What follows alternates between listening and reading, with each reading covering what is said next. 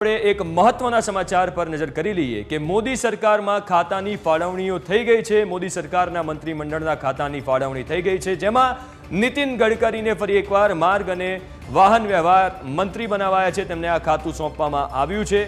આ સિવાય અન્ય નામ પણ છે કે જેમાં ખાતાની ફાળવણી થઈ ગઈ છે।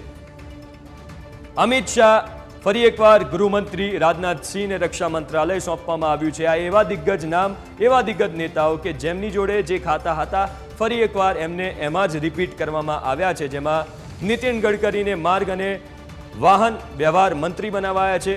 ગૃહ મંત્રાલય અમિત શાહ જોડે હતું, ફરી એકવાર ગૃહ મંત્રાલય તેમની પાસે જ રહેશે। રક્ષા મંત્રી રાજનાથસિંહ હતા અને આ પ્રધાનમંત્રી નરેન્દ્ર મોદીની આજની જે મીટિંગ હતી એના દ્રશ્યો પણ છે, બંને બાજુ આપ જોઈ શકો છો। બીજું, રોડ અને માર્ગ અને પરિવહન મંત્રી નીતિન ગડકરી અને અન્ય બે નામ કે જે રાજ્ય કક્ષાના મંત્રીઓ છે, એમાં અજય ટમટા અને હર્ષ મલ્હોત્રા, આ બંને નામ પણ સામેલ છે કે જેઓ નીતિન ગડકરીને સહાય કરશે। એટલે આ જે કાઉન્સિલ ઓફ મિનિસ્ટર એનો ફોટો આપ જોઈ રહ્યા છો ન્યૂઝ કેપિટલ ઉપર exclusive, road transport and highways, જેમાં કેબિનેટ મિનિસ્ટ્રી છે નીતિન ગડકરી પાસે, પછી રાજ્ય કક્ષાનો હવાલો છે અજય ટમટા અને હર્ષ મલ્હોત્રા પાસે।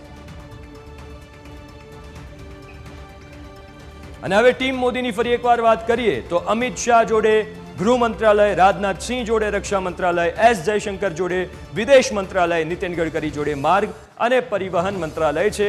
અશ્વિની વૈષ્ણવ ફરી એકવાર રેલવે મંત્રી બન્યા છે। અજય ટમટાને માર્ગ અને પરિવહન રાજ્ય કક્ષાના તેઓ મંત્રી, હર્ષ મલ્હોત્રા પણ માર્ગ અને પરિવહનમાં રાજ્ય કક્ષાના મંત્રી છે। નીતિન ગડકરી માર્ગ અને પરિવહન મંત્રાલય સંભાળવાના છે। એટલે આ એ નામ છે કે જે કન્ફર્મ બી થઈ ગયા છે અને એવા નામ કે જેમને ફરી એકવાર એ જ જવાબદારી સોંપવામાં આવી છે।